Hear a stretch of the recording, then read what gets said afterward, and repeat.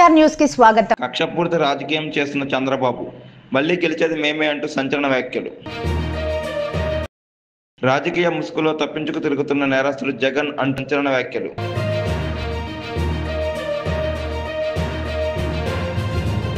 ఘనంగా సిపిఐ 20వ పట్టణ మండల మహాసభలు.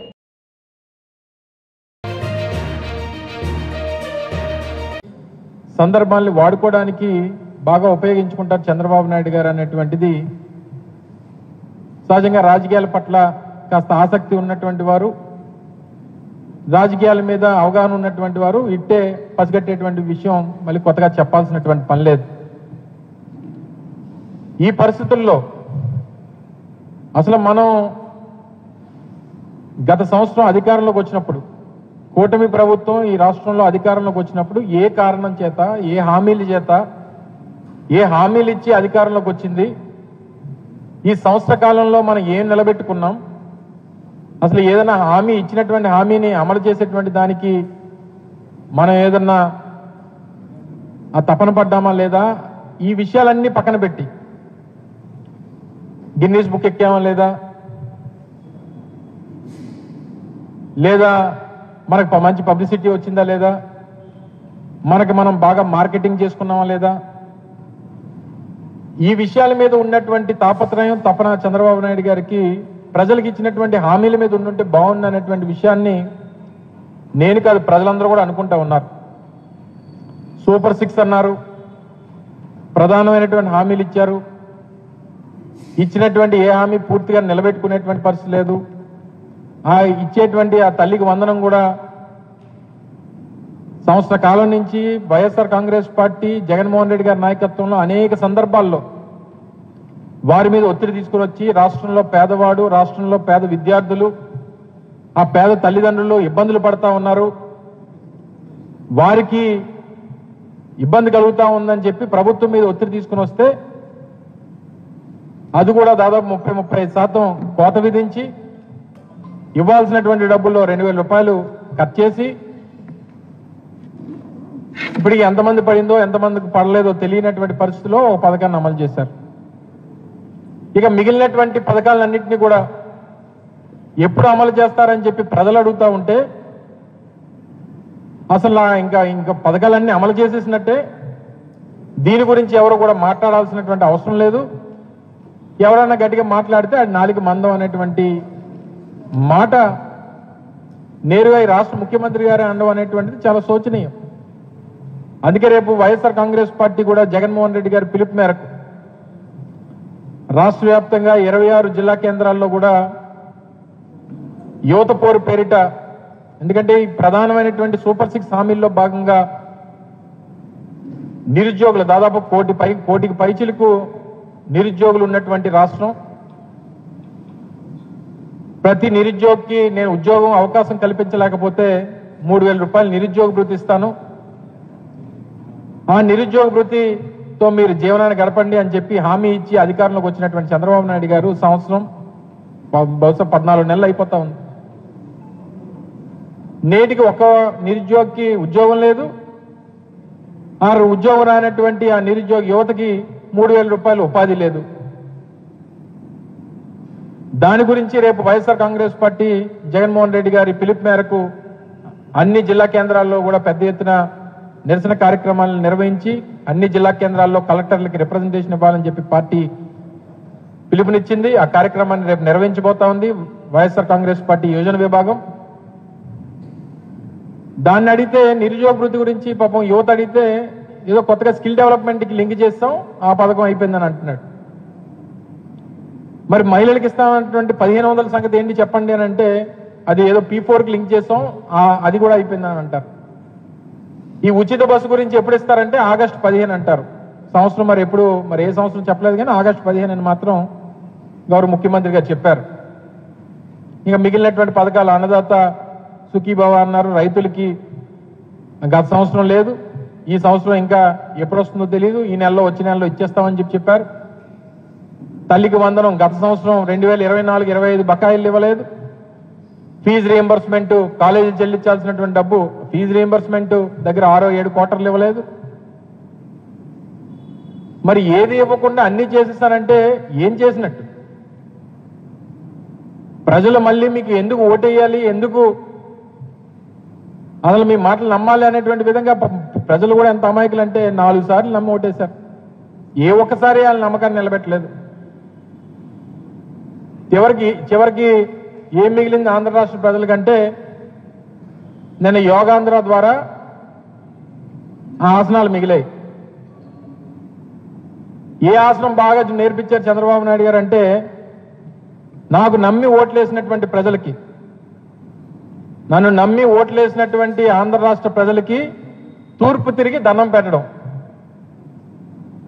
నిన్న ఎలాగైతే బీచ్ రోడ్లో మొత్తం ఈ చివరి నుంచి ఆ చివరి 35 కిలోమీటర్లు అందరికీ తూర్పు తిరిగి దండం పెట్టమన్నాడు చంద్రబాబు నాయుడు గారు.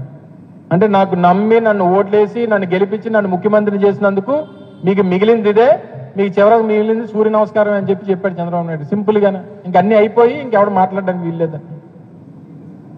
పాపం దానికి మోడీ గారిని పిలిచారు, దానికి మోడీ గారు చీఫ్ గెస్ట్, మిగిలిన వాళ్ళందరూ సైడ్ ఆర్టిస్టులు.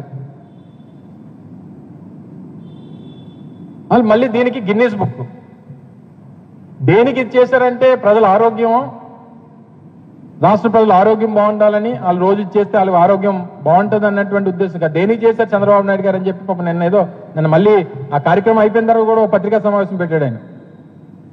ముందో సమావేశం, అయిపోయిన తర్వాత ఒక సమావేశం, అవుతుండే ఒక సమావేశం. ఎన్ని పత్రికా సమావేశాలండి?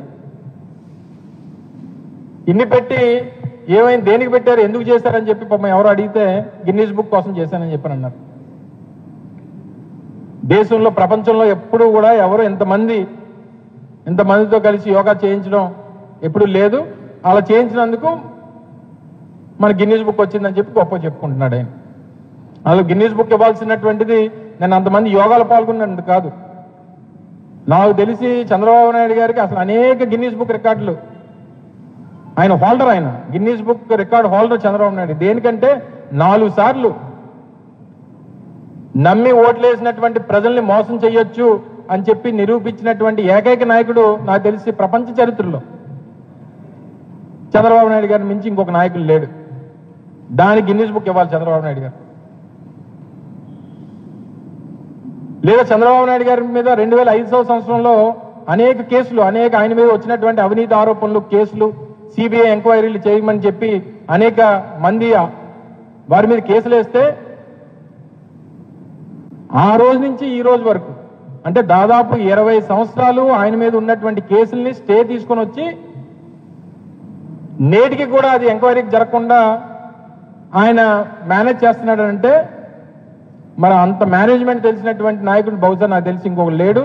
దానికి చంద్రబాబు నాయుడు గారు గిన్నీస్ బుక్ ఇవ్వాలి. నాకు తెలిసి రాష్ట్ర, దేశ, ప్రపంచ చరిత్రలో, ఎందుకంటే గిన్నీస్ బుక్ అనేటువంటిది ప్రపంచం అంతా చూసిస్తారు కాబట్టి ఒక రాజకీయ నాయకుడు కన్ను ఆర్పకుండా ప్రజల్ని నమ్మించి మోసం చేసి మాటలు చెప్పేటువంటి దాంట్లో అబద్ధాలు ఆడేటువంటి నాయకుల్లో చంద్రబాబు నాయుడు గారిని మించినటువంటి గిన్నీస్ రికార్డ్ హోల్డర్ లేడు ఇంకొకడు. దానికి ఇవ్వాలి చంద్రబాబు నాయుడు గారు గిన్నీస్ బుక్. ఇన్ని గిన్నీస్ బుక్ హోల్డర్, ఇన్ని అవార్డులు మీద పెట్టుకొని ఇంకెందుకండి ఇంకా గిన్నీస్ బుక్ కోసం తాపత్రయం? సరే, మంచిదే, యోగా కార్యక్రమం మంచిదే జరిగింది. ప్రజలు చాలా మంది, లక్షలాది మంది ప్రజలు ఇబ్బంది పడ్డారు.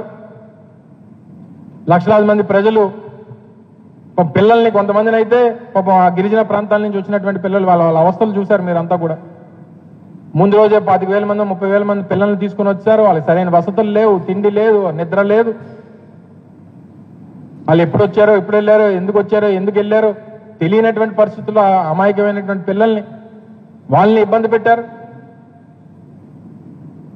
సో ఇంతమందిని ఇబ్బంది పెట్టి మీరు సాధించింది ఏంటంటే మీ గిన్నీస్ బుక్, మీకు పబ్లిసిటీ, మీ మార్కెటింగ్. వాళ్ళు మీకు ఇంకో గిన్నీస్ బుక్ ఇవ్వాలి. ఇంత తక్కువ కాలంలో ఒక ముఖ్యమంత్రిగా ఈ 13 నెలల కాలంలో 1,65,000 కోట్ల రూపాయలు అప్పు చేసినటువంటి నాయకుడు బహుశా నాకు తెలిసి ఇంకొక నాయకుడు లేడు. అతి తక్కువ సమయంలో ఎంత అప్పు చేసినటువంటి నాయకుడు ఏ దేశంలో, ఏ రాష్ట్రంలో నాకు తెలిసి బహుశా ఉండడు. దానికి ఇవ్వాలి చంద్రబాబు నాయుడు గారు గిన్నీస్ బుక్. ఇన్ని రికార్డుల మీద పెట్టుకొని ఇంకా తాపత్రయపడిపోయి ప్రజల్ని ఇబ్బంది పెట్టి, పిల్లల్ని ఇబ్బంది పెట్టి మోడీ గారి దగ్గర మార్కులు కొట్టేయాలి, మార్కెటింగ్ లో మనకంట మించిన వాళ్ళు లేడు, 300 కోట్ల రూపాయలు ఖర్చు పెట్టారు.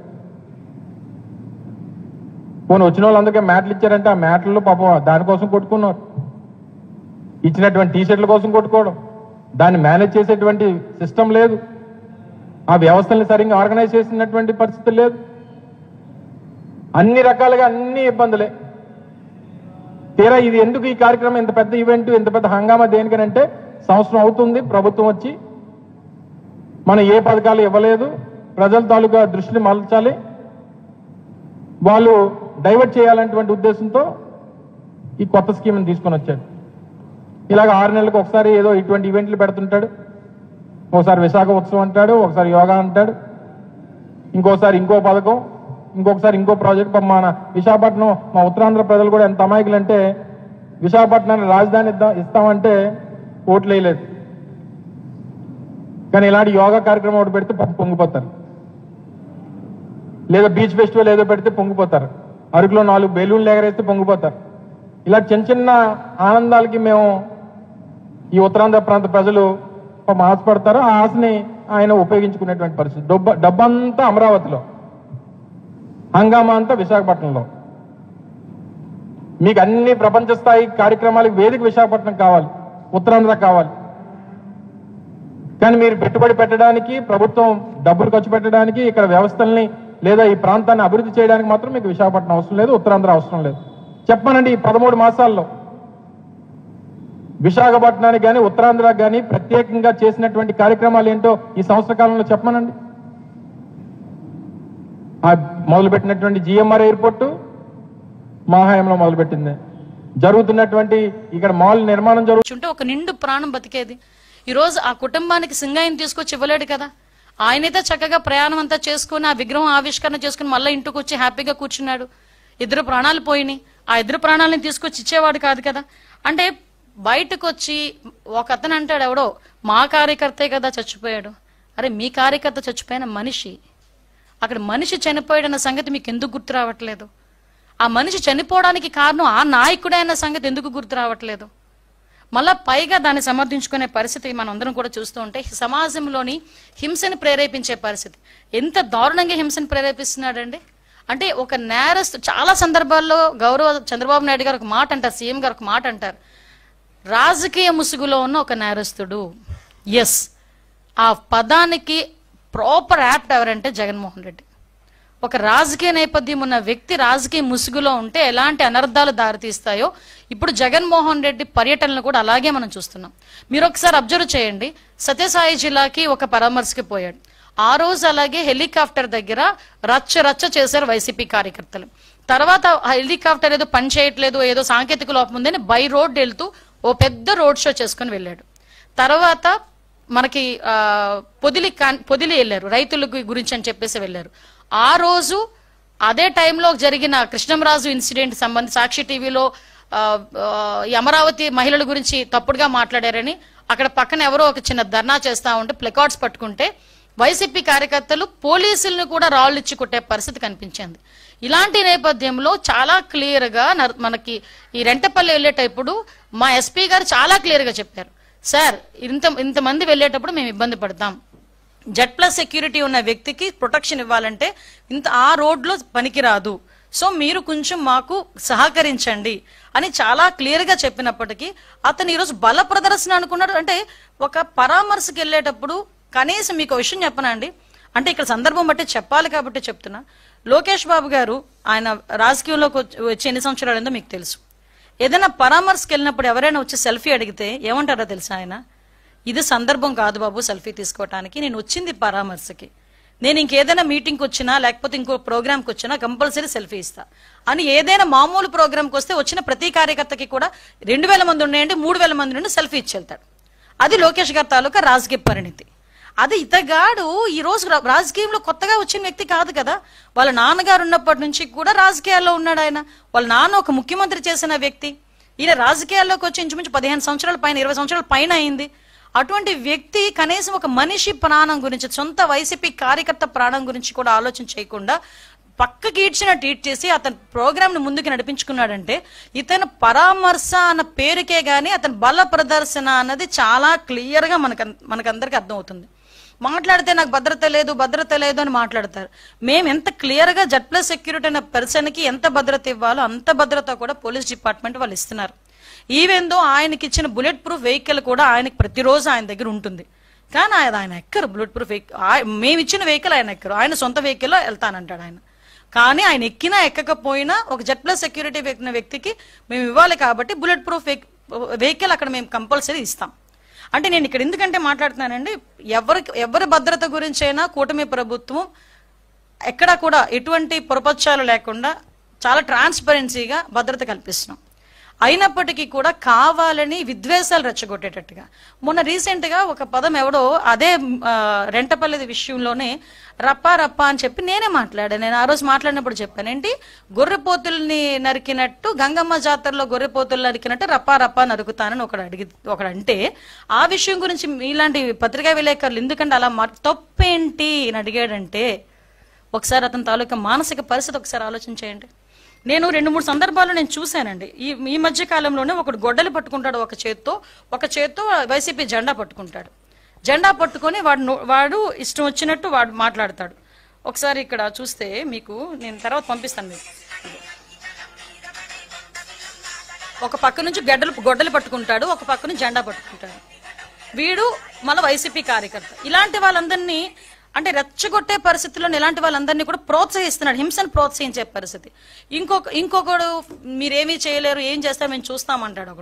ఒకడేమో నరికేస్తామంటాడు, ఒకడు కోసేస్తామంటాడు. ఇలాంటి వాళ్ళందరినీ ఎందుకు ఆ మాట మాట్లాడుతున్నారు అంటే తప్పేంటి అని అడిగాడు. సినిమా డైలాగ్ కదా తప్పేంటి, ఏ సినిమాలో నీకు చంపేసుకోవటాలు చాలా హింస చూపిస్తారు, ఆ హింస అంతా బయట చేస్తే తప్పు లేదా అంటే మీ దృష్టిలో తప్పు కాదా అది? దాని గురించి ఎవరైనా మేము ఏదైనా పోలీస్ కేసు పెడితే అదేదో పోలీసులు హింసించేస్తున్నారు అన్నట్టుగా మాట్లాడే పరిస్థితి కనిపిస్తూ ఉంటే నిజంగా చాలా బాధ అనిపిస్తూ ఉందండి. రాజకీయాలు ఇలాంటి వాళ్ళు ఉండడం అన్నది అర్హత లేని పరిస్థితి. అంటే ఇలాంటి రేపు పొద్దున్న 2029లో మేము వస్తాము, ఇలాంటి హింసను ప్రేరేపిస్తామని ఇండైరెక్ట్ గా సమాజానికి చెప్పే పరిస్థితి ఈరోజు జగన్మోహన్ రెడ్డికి ఉంది అంటే ఒక్కసారి రాష్ట్ర ప్రజలందరూ కూడా ఒక్కసారి ఆలోచించుకోవాల్సిన అవసరం కూడా ఉంది. దయచేసి నేను ఒకటే చెప్తున్నా, నేను మళ్ళీ చెప్తున్నానండి. ఈ రోజు మేము ఇంకొక విషయం చెప్పాలండి, మీరైనా మేమైనా ఎవరైనా రోడ్డు మీద వెళ్తుంటే పక్కన ఒక యాక్సిడెంట్ జరిగింది అనుకోండి, ఆటోమేటిక్ గా దిగి వాళ్ళకి ఏం జరిగిందో చూసుకుని బాధ్యతాయుతమైన ప్రజాప్రతినిధులం కాబట్టి మేమైనా మీరైనా ప్రతి ఒక్క వ్యక్తికి కూడా బాధ్యత ఉంటుంది కాబట్టి దిగి అయ్యో ఏమైందని మీ చేతనంత సహాయం వీలైతే 100కి ఫోన్ చేస్తారు, లేకపోతే 108కి ఫోన్ చేస్తారు, లేకపోతే ఇంత మంచినీళ్ళు ఇస్తారు, లేకపోతే పక్కకి తీసుకెళ్లి కూర్చోబెడతారు. ఈవెన్ మీకు ఎక్కడో ఒక వీడియో చూశాను, 2 వీలర్ మీద వెళ్తున్నావు యాక్సిడెంట్ అయిన వ్యక్తిని పక్కన పెట్టి పోలీస్ ఫోన్ చేసిన పరిస్థితి. అలాంటిది ఒక సొంత రీసెంట్ గా చంద్రబాబు నాయుడు గారి కాన్వాయ్లో కూడా ఎవరొక యాక్సిడెంట్ అయితే బైక్ మీద పడిపోతే స్వయంగా ముఖ్యమంత్రి దిగి ఏమైందని కనుక్కొని వాళ్ళని హాస్పిటల్కి తీసుకెళ్లిన పరిస్థితి. అదేవిధంగా మొన్న రీసెంట్ గా నాదెండ్ల మనోహర్ గారు అదే పరిస్థితి. నేనైతే 2-3 సార్లు నా కాన్వాయ్ ఆపి నేను చూసుకున్న పరిస్థితి. సవితమ్మ అదేవిధంగా ఒక ఆపిన పరిస్థితి. ఎమ్మెల్యేలు అయితే కోకొల్లలు. నాకు తెలిసి ఎవరైనా మీరు వెళ్ళినా కూడా ఎక్కడైనా రోడ్ యాక్సిడెంట్ జరిగితే ఆగి ఎందుకు జరిగింది అనుకునే పరిస్థితి. అలాంటిది సొంత కార్యకర్త, నీ గురించి వచ్చిన కార్యకర్త నీ కారు కిందే పడి నలిగిపోతా ఉంటే పక్కకి ఇసిరేసి నీ కాన్వాయ్ గెలుపుతూ సెల్ఫీలు ఇచ్చుకుంటూ చేతులుపుకుంటూ వెళ్తున్నావంటే ఎంత నిర్దయ జగన్మోహన్ రెడ్డికి. మానవత్వం లేదన్న సంగతి చాలా క్లియర్ గా అర్థమవుతుంది కదా. ఒక్కసారి మనం కూడా ఆలోచన చేసుకోవాల్సింది, ఇలాంటి నాయకులు సమాజంలో ఉండొచ్చా లేదా అనేది కూడా మన రాష్ట్ర ప్రజలు కూడా ఆలోచించుకోవాల్సిన అవసరం ఉంది.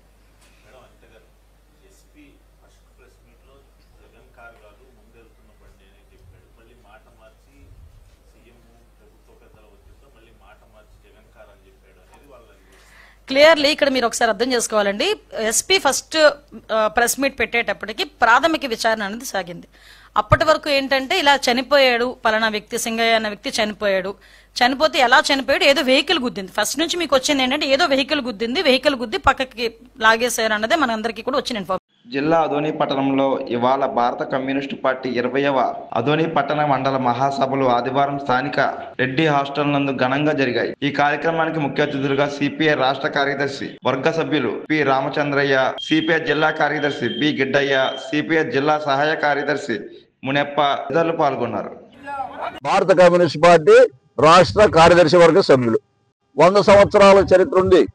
1 కాంగ్రెస్, 2 భారత కమ్యూనిస్ట్ పార్టీ.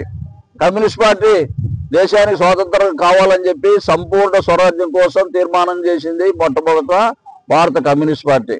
అదేవిధంగా మరి స్వతంత్రం వచ్చిన తర్వాత అనేక సంస్కరణల కోసం కమ్యూనిస్ట్ పార్టీ, ముఖ్యంగా భూ సంస్కరణలు, భూమి లేని పేదలకి భూములు పంచాలని చెప్పి, దున్నేవానికి భూమి ఉండాలని చెప్పి కమ్యూనిస్ట్ పార్టీ పోరాటం చేసి లక్షల ఎకరాలు కమ్యూనిస్ట్ పార్టీ అగ్రనాయకులు చంద్ర రాజేశ్వరరావు గారి నాయకత్వంలో దేశవ్యాప్తంగా భూ ఆక్రమణ పోరాటానికి పిలిపించి లక్షల ఎకరాలు పంచిన చరిత్ర భారత కమ్యూనిస్ట్ పార్టీకి ఉంది.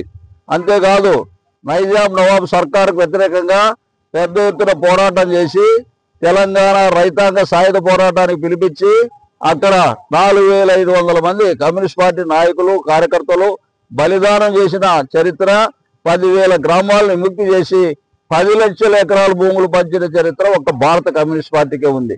నేను మనవి చేసేది ఏమంటే, ఈరోజు జాతీయ స్థాయిలో ఉంటున్న భారతీయ జనతా పార్టీ నాయకత్వంలో ఉండే ఎన్డీఏ ప్రభుత్వం, ఆ పార్టీ బీజేపీ కానీ, అదేవిధంగా రాష్ట్రంలో ఉండే తెలుగుదేశం, అధికారంలో ఉండే తెలుగుదేశం కానీ, ప్రతిపక్షంలో ఉండే వైసీపీ కానీ, ఇతర ఏ రాజకీయ పార్టీలు కూడా చరిత్ర ఏమీ లేదు వీళ్ళకి. మరి ఈరోజు చాలా పార్టీలు మొగలు పుట్టి కుప్పలు పోతాయి. అట్లాంటి పార్టీలు దేశవ్యాప్తంగా రాష్ట్ర వ్యాప్తంగా ఉన్నాయి. అయితే ఘన చరిత్ర కలిగిన భారత కమ్యూనిస్ట్ పార్టీ ఈరోజు శత వార్షికోత్సవాలను జరుపుతుంది. ముఖ్యంగా ఇప్పటికి కూడా స్వాతంత్రం వచ్చి 76-77 సంవత్సరాలైనా నిరుద్యోగ సమస్య, ఆకలి, దారిద్ర్యము, మరి అదేవిధంగా అనేక సమస్యలు దేశవ్యాప్తంగా, మత సామరస్యం లేదు. అదేవిధంగా ఈరోజు కార్మికులకు సంబంధించిన సమస్యలు, విద్యార్థులకు సంబంధించిన సమస్యలు, అన్ని సమస్యలు కూడా రోజు రోజు పెరిగిపోతున్నాయి. అయితే మరి అక్కడ కేంద్రంలో ఉన్న భారతీయ జనతా పార్టీ ప్రభుత్వం మరి మన